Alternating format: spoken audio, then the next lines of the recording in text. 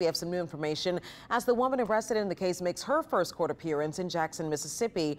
Mike McDaniel joining us now live from Jackson this evening with what happened in court and some new information, Mike, from the police chief.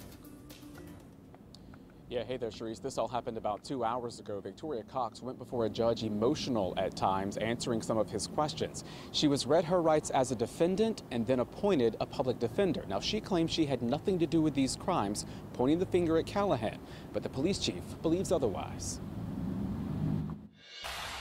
Wearing a dark brown jumpsuit with shackles around her feet and hands, 32-year-old Victoria Cox listened as a judge formally read the charges against her. Cox, along with 36-year-old Daniel Callahan, who wasn't in court Monday, are both charged with capital murder and sexual battery in connection with the death of 3-year-old Aaron Brunette from Tangipahoa Parish. It is very heinous and horrific and sickening what they did last week. A search for the girl and her 6-year-old sister started Thursday. That morning, their mother, 35-year-old Callie Brunette, who had dated Callahan, was found dead in her Laranja home. Her car and 2 young daughters were missing. My question is, how and why did you come to Jackson, Mississippi? After being arrested, Jackson Police Chief Joseph Wade says Callahan led officers to the 2 young girls in a wooded area in South Jackson.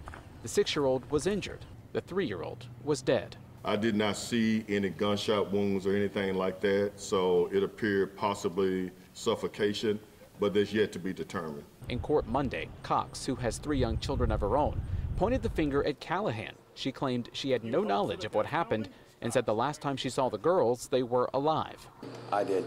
Friday, Callahan admitted to killing the younger girl, but gave no reason why. He's not denying anything. He has implicated the young lady that we charged as well.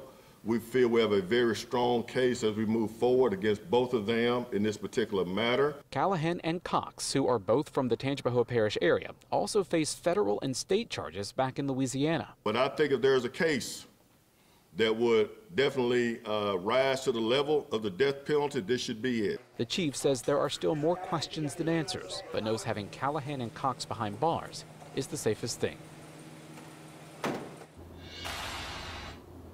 Now, Callahan was set to have his initial court appearance today as well, but the judge told us he was still meeting with the FBI, so that didn't happen. Cox was given no bond on that capital murder charge and a $500,000 bond on the sexual battery charge. Now, when it comes to extradition, talks are being hammered out right now between the district attorneys back in Louisiana as well as here in Mississippi, and also including the U.S. attorney, so that is yet to be determined. Live in downtown Jackson, Mike McDaniel, WWL Louisiana.